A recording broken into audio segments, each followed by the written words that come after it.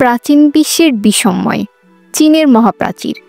এটি শুধু ইট ও পাথরের প্রাচীর নয়, এটি একটি ইতিহাস, একটি বিস্ময়কর নির্মাণ কৌশল এবং এক বিরাট প্রতিরক্ষা কৌশলের প্রতীক। আজ আমরা জানব কিভাবে, কেন এবং কারা নির্মাণ করেছিল এই বিশাল প্রাচীর।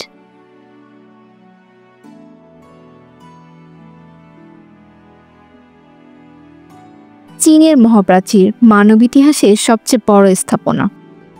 এই প্রাচীরের দৈর্ঘ্য ২১,১৯৬ কিলোমিটার এবং প্রস্থ এতটাই দীর্ঘ যে ১২ জোড়া ঘোড়া একসাথে দৌড়াতে পারবে। চীনের রাজা কিম শিং হুয়াং খ্রিস্টাব্দপূর্ব ২০২০ এই মহাপ্রাচীরের নির্মাণ কাজ প্রথম শুরু করেন এবং রাজা মিং খ্রিস্টপূর্ব ১৬০০ অব্দে এর নির্মাণ কাজের পরিসমাপ্তি ঘটান।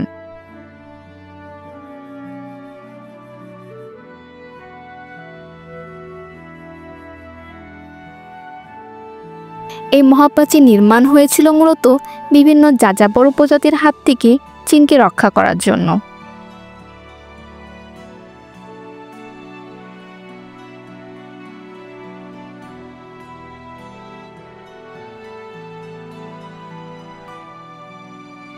মানব ইতিহাসের সবচেয়ে বড় সামরিক প্রতিরক্ষা স্থাপনাতে ২৫,০০০ ওয়াচ টাওয়ার রয়েছে। রাজার নির্দেশে অসংখ্য শ্রমিক কঠোর পরিশ্রমের মাধ্যমে এটি নির্মাণ করেন। এই প্রাচীর নির্মাণ করতে গিয়ে অনেক শ্রমিকের প্রাণ দিতে হয়। ওই সব হতভাগা শ্রমিকের মরদেহ ওই প্রাচীরের মধ্যে সমাহিত করা হয়। ধারণা করা হয় প্রায় ১০ লক্ষ শ্রমিক প্রাণ হারায় প্রাচীর নির্মাণ করতে গিয়ে।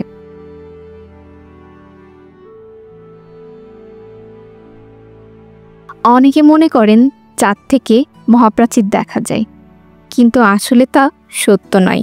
১৮০ কিলোমিটার পৃথিবী থেকে দূরে গেলেই আর কিছুই দেখা যায় না।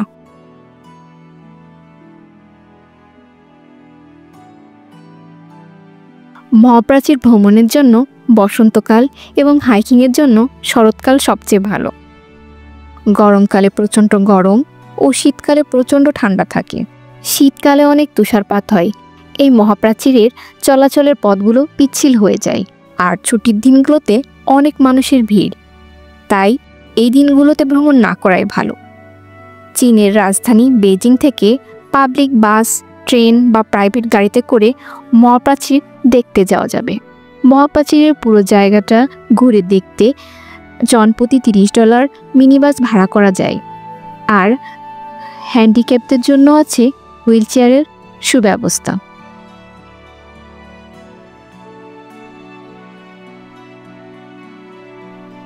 মহাপ্রাচীর শুরু হয়েছে সাংহাই পাস এবং শেষ হয়েছে লক্ষ্ণৌর স্থানে। এই মহাপ্রাচীরের কোনো একটি সরলরেখার মতো দেওয়াল না, বরং অনেকগুলো দেওয়ালের সমষ্টি। এই দেওয়ালগুলো কোথাও কোথাও সমান্তরালভাবে দেওয়াল স্থাপনা করা হয়েছে, আবার কোনো অংশ দুই দেওয়ালের মাঝে অনেক ফাঁকা জায়গাও রয়েছে। আবার কোথাও বা বড় বড় পাথরের উপর প্রাচীরের অংশ তৈরি হয়েছে। প্রাচীরগুলো তৈরি হয়েছে ভিন্ন ভিন্ন সামগ্রী দিয়ে, কোথাও কাঠ, পাথর, মাটি বা আঠালো ভাত দিয়ে। আঠালো ভাতের মণ্ড দিয়ে প্রাচীরের অনেক অংশ তৈরি হয়েছে, যা সত্যি এক বিস্ময়কর স্থাপনা। ১৯৮৭ সালে ইউনেস্কো এই মহাপ্রাচীরকে বিশ্ব ঐতিহ্যবাহী স্থান বলে মনোনীত করেন। চীনের মহাপ্রাচীর পৃথিবীর ৭ম আশ্চর্যের একটি স্থাপনা।